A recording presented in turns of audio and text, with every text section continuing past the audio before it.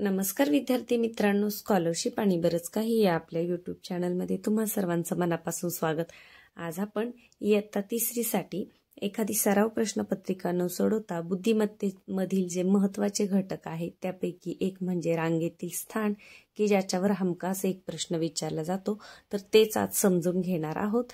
तर चला मग जास्त वेळ न घालवता व्हिडिओला सुरुवात करूया। त्याआधी जर चॅनलवर तुम्ही नवीन असाल तर चॅनलला सबस्क्राइब करा, म्हणजे अभ्यासाचे असे छान व्हिडिओ तुम्हाला पाहायला मिळतील। इयत्ता 3री साठी आपण प्रश्नपत्रिकांचे व्हिडिओ याआधी केलेले आहेत, यापुढेही करणार आहोत, परंतु काही घटक असे आहेत की त्यांचा एखादा प्रश्न समजावून सांगून तो मुलांना समजेलच असं नाही, तर त्याच प्रकारचे थोडेसे जास्तीचे प्रश्न मुलांच्या हाताखालून गेले पाहिजेत, त्यांना समजले पाहिजेत, म्हणून याच्यातील महत्त्वाचे जे घटक आहेत त्यांच्यावर मी सुरुवातीला व्हिडिओ बनवणार आहे। राहिलेल्या प्रश्नपत्रिकांवर आपण नंतर व्हिडिओ पाहणार आहोत। चला तर मग आज शिकूया रांगेतील स्थान।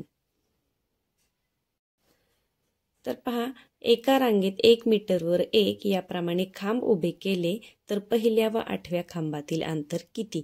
आता जेव्हा खांब असतं किंवा झाड लावलेली असतात तेव्हा एकूण संख्येतलं 1 आपल्याला वजा करावं लागतं, म्हणजे पहिल्या व 8व्या खांबातील म्हणजे 8 खांबांमधला 1 खांब कमी करायचा असतो, म्हणजे किती अंतर असणार आहे?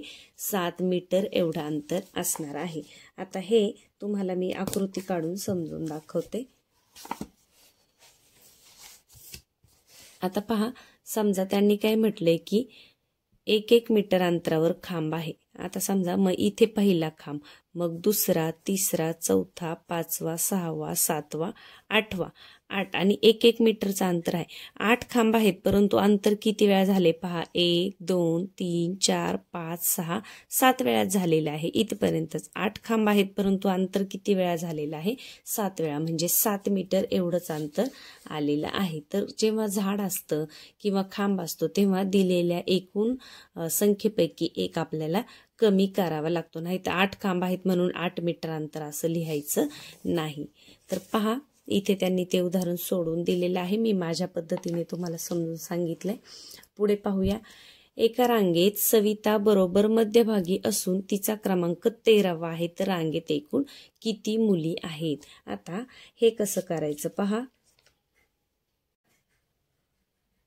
आता पहा, आपल्याला काय सांगितलंय, एका रांगेत सविता मध्यभागी उभी आहे, मग इथे सविता लिहा, तिचा क्रमांक किती आहे? 13वा आहे, मध्यभागी। मग हिच्या पुढे किती मुली असणार आहेत? 13च्या अगोदर 12 मुली असणार आहेत आणि मागे किती मुली असणार आहेत? 12 मुली असणार आहेत। मग 12 आणि 12 किती झाले? 24 आणि ती 1 असे 25 मुली रांगेमध्ये असणार आहेत। कसं केलं पहा, सविता, मग तिचा 13वा क्रमांक लिहिला, मग ती जर मध्यभागी आहे आणि तिचा दोन्ही बाजूनी 13वा क्रमांक आहे, तर तिच्या अगोदर 12 मुली असणार आहेत आणि नंतर सुद्धा 12 मुली असणार आहेत। मग 12 आणि 12 24 आणि सविता 1 अशा 25 मुली रांगेमध्ये असणार आहेत। तर हे प्रश्न या पद्धतीने थोडंसं कच्चं काम करून सोडवावे लागतात, थोडासा सराव केला की तुम्हाला ते जमून जाणार आहे। पहा, पर्याय क्रमांक 2 हे आहे उत्तर। पुढे, मधल्या मुलाच्या पुढे 7 मुले असल्यास त्या रांगेतील एकूण मुले किती? आता आपण जे उदाहरण सोडवलं होतं अगदी तसंच उदाहरण आहे। पहा, हा मधला मुलगा आहे आणि त्याच्या पुढे 7 मुलं आहेत, मग पुढे 7 आहे आणि तो मध्ये आहे, म्हणजे मागे सुद्धा किती असणार आहेत? 7 असणार आहेत। मागे 7 आणि पुढे 7, मग 7 आणि 7 किती झाले? 14 आणि हा 1 म्हणजे 15। किती मुले असणार आहेत? 15 असणार आहे। जेव्हा मधला क्रमांक सांगितला जातो तेव्हा त्याच्या पुढे किती उरतात ते लिहायचं, मागे किती असतात ते लिहायचं आणि मग तो 1 सुद्धा मिळवायचा। हा मधला मुलगा, त्याच्या पुढे 7, मागे 7, मग 7 आणि 7 14 आणि तो 1 असे किती झाले? 15। तर पहा, पर्याय क्रमांक 2। पुढे पहा, एका तारेचे समान 15 भाग करायचे असल्यास ती किती ठिकाणी कापावी लागेल? आता जेव्हा तार कापायची असते किंवा दोरी कापायची असते तेव्हा दिलेली जी संख्या आहे त्याच्यातून 1 कमी करावा लागतो। कसं बघा, आता तारेचे समान 15 भाग करायचे ना, मग ती 14 ठिकाणी कापावी लागेल। कसं? आता आपण उदाहरण पाहूया।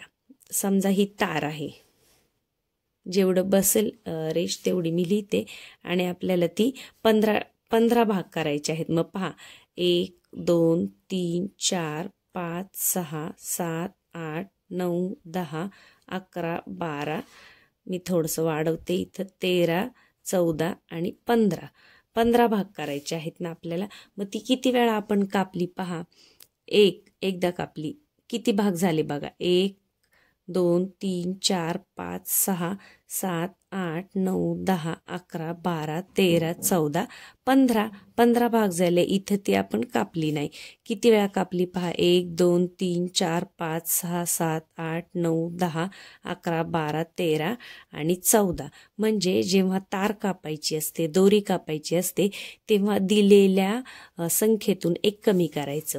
आता हे 15 घेण्याऐवजी मी तुम्हाला छोटी काढून दाखवते. समजा आता ही एक तार आहे असं समजा, आणि हिचे आपल्याला 5 भाग करायचे आहेत. तर पहा, एकदा, दोनदा, तीनदा, चारदा.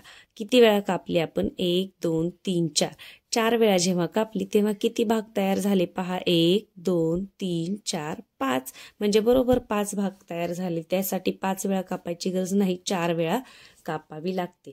तर लक्षात ठेवा, जेव्हा ही दोरी कापायची असेल, तार कापायची असेल, तेव्हा दिलेल्या संख्येपेक्षा एक अंक त्याच्यातून कमी करायचा आणि तेवढ्या वेळा ही कापावी लागते. तर आपलं उत्तर काय आहे. पर्याय क्रमांक 2. आता पुढचं उदाहरण पहा. 200 मीटर अंतरात 10 मीटर अंतरावर एक झाड याप्रमाणे झाडे लावल्यास एकूण किती झाडे लावता येतील. आता अंतर किती आहे. 200 मीटर आणि 10 मीटर अंतरावर एक झाड लावायचं. मग आपल्याला काय करावं लागेल. आता पहा काय करावं लागेल. 200 मीटर अंतरावर आणि 10 मीटरवर एक लावायचं. मग भाग द्या. मग असा शून्याला शून्य घालू शकता. म्हणजे किती येईल. 20 मीटर अंतरावर एक झाड लावावं लागेल. परंतु असं 10 मीटर अंतर सोडून जेव्हा झाड लावायचं आहे, तेव्हा आपल्याला सुरुवातीला सुद्धा एक झाड इथं लावावं लागतं. नंतर मग दुसरं झाड इथून 10 मीटर अंतरावर येतं. म्हणजे सुरुवातीला सुद्धा एक झाड लावावं लागतं. म्हणून जेव्हा झाड लावण्याचा प्रश्न येतो तेव्हा आलेलं जे उत्तर आहे त्याच्यामध्ये एक अजून मिळवायचं आहे. म्हणजे 20 ऐवजी आपल्याला किती झाडं लावावी लागतील. 21 झाडे लावावी लागतील. एवढं लक्षात ठेवायचंय. जेव्हा तार कापायची असते, दोरी कापायची असते, तेव्हा दिलेल्या भागांपैकी एक कमी करायचा, आणि जेव्हा झाड लावायचं असतं, खांब रोवायचे असतात, तेव्हा त्याच्यामध्ये एक झाड किंवा एक खांब वाढवायचा. तर 200 भागिले 10 केला आणि आपलं 20 आले ना. मग त्याच्यामध्ये अजून एक झाड मिळवा किंवा अजून एक मिळवा. किती होईल. 21 होईल. म्हणजे किती झाडे लावता येतील. 21 झाडे. पुढे पहा.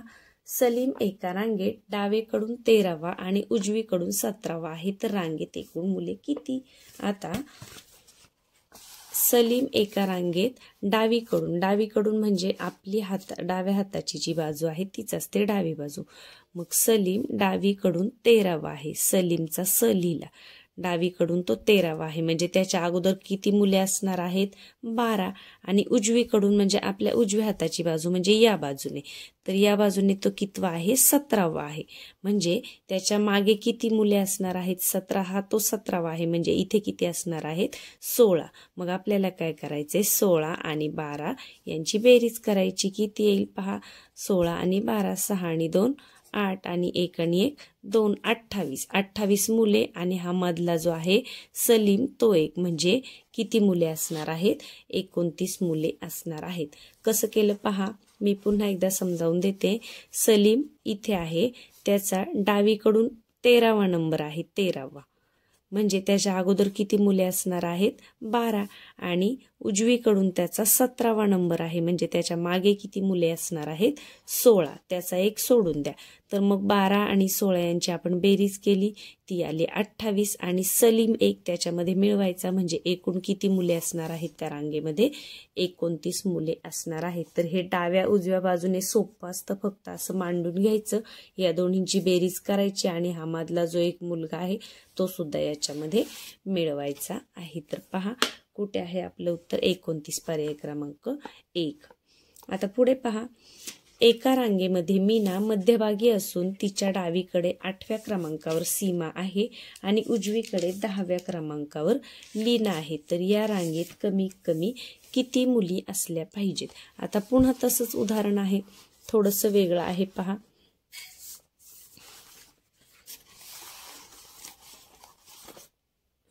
आता पहा, दिलेल्या माहितीवरून आपण कच्चं काम करून घ्यायचंय. मीना मध्यभागी उभी आहे. मग मीनाचा मी लिहून घ्या. मध्यभागी आहे. तिच्या डावीकडे 8व्या क्रमांकावर सीमा आहे. आता डावीकडे म्हणजे आपल्या डाव्या हाताची बाजू. तर इथून 8व्या क्रमांकावर कोण आहे? सीमा आहे. आणि उजवीकडे 10व्या क्रमांकावर कोण आहे? लीना आहे. इथे 10व्या क्रमांकावर लीना आहे. आता सीमा 8व्या क्रमांकावर आहे म्हणजे ही एक पकडली तर मग 9 आणि इकडचे 10, इकडच्या 10 मुली, अशा किती मुली होतील या रांगेत? कमीत कमी 19 मुली होतील. किती होतील? 19. कुठे आहे पहा? पर्याय क्रमांक 3 हे आहे तुमचं उत्तर. तर इथे डावी आणि उजवी बाजू असं व्यवस्थित मांडून कच्चं काम जर तुम्ही केलं तर तुम्हाला हे प्रश्न सुटणार आहे. पुढे पहा, प्रत्येकी 1 मीटरचा एक तुकडा याप्रमाणे 7 मीटर कापड किती ठिकाणी कापावे लागेल? आता 7 मीटर कापड कापायचे आपण मगाशीच पाहिले. जेव्हा आपल्याला दोरी कापायची, तार कापायची, तेव्हा आपल्याला काय करावं लागतं? दिलेल्या संख्येमधून 1 कमी करावं लागतं. मग 7 मीटर कापड 1 मीटरचं कापायचं आहे. मग किती ठिकाणी कापावं लागेल? 6 ठिकाणी कापावं लागेल. समजा हे कापड आहे आणि हे 7 मीटर आहे आणि हे किती आपल्याला एक करायचं ना. मग पहा, 1 2 3 4 5 6.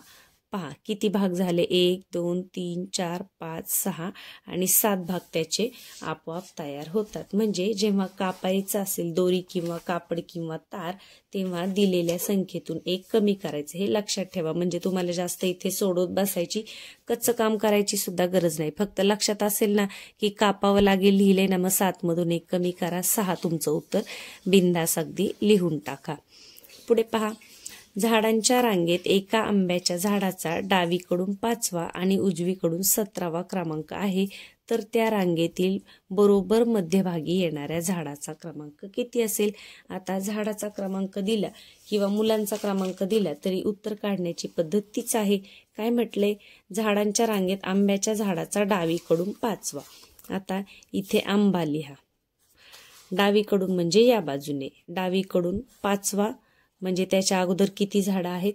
4 झाडे आहेत. आणि उजवीकडून काय म्हटले? 17वा क्रमांक म्हणजे या बाजूने त्याचा 17वा क्रमांक आहे. म्हणजे इथे किती झाडं असणार आहेत? 16 झाडं असणार आहेत. मग या दोन्हींची बेरीज करा. 16 आणि 4 किती झाले? 20. आणि एक आंब्याचं झाड म्हणजे किती झाले? याच्यामध्ये 1 मिळवा म्हणजे किती झाली? 21 झाडे झालेली आहेत. कसं केलं? डावीकडून 5वा क्रमांक म्हणून त्याच्या अगोदर 4 झाडे, उजवीकडून 17वा क्रमांक म्हणजे त्याच्या मागे 16 झाडे. मग 16 आणि 4 यांची बेरीज केली, ती आली 20. आणि आंब्याचं 1 झाड, मग ते पकडलं. मग यामध्ये म्हणजे उत्तर किती आले आपलं? 21 झाडे आहेत. तर कुठे आहे पहा? नाही, आपल्याला विचारले काय? बरोबर मध्यभागी येणाऱ्या झाडाचा क्रमांक किती?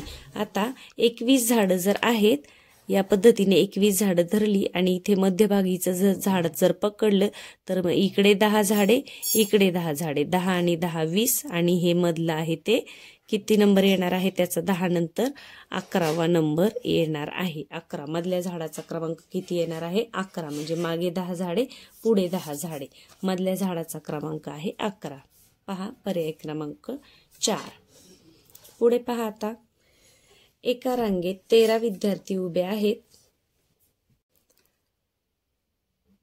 एका रांगेत 13 विद्यार्थी उभे आहेत. 2 विद्यार्थ्यांमध्ये 5 मीटर अंतर आहे. तर त्या रांगेची एकूण लांबी किती? आता आपण मगाशीच पाहिले 13 विद्यार्थी उभे आहेत. तर 13 मधून 1 कमी करायचा म्हणजे 12 होतील. मग 12 गुणिले 5 करायचं. 12 पंचे किती? 60. कसं केलं पहा, मी पुन्हा एकदा सांगते.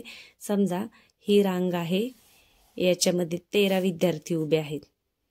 1 2 3 4 5 6 7 8 9 10 11 12 13. आता एवढं 13 काढत बसण्याची गरज नसते, परंतु तुम्हाला समजावं म्हणून मी सांगते. आता विद्यार्थी किती आहेत? 13 आहे, परंतु अंतर किती होते पहा. या प्रत्येकामध्ये 5-5 मीटर अंतर आहे.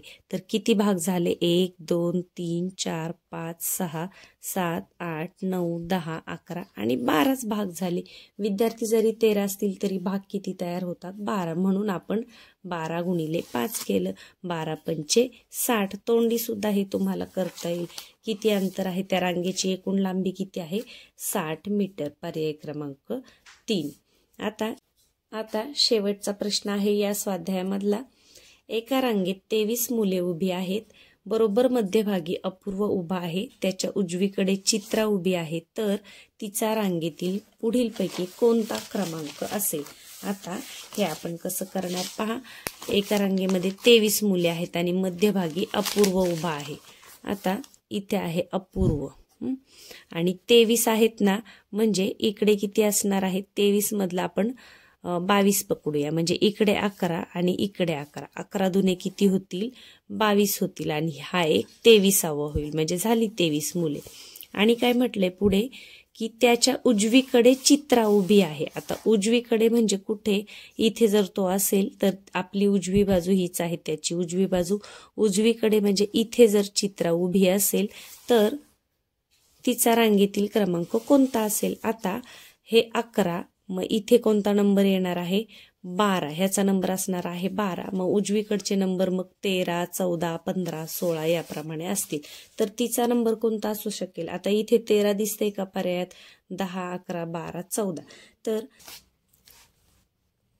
पहा आपल्याला काय सांगितलंय की तो मध्यभागी उभा आहे. तर चित्रा जर त्याच्या उजवीकडे उभी आहे तर तिचा क्रमांक किती असेल?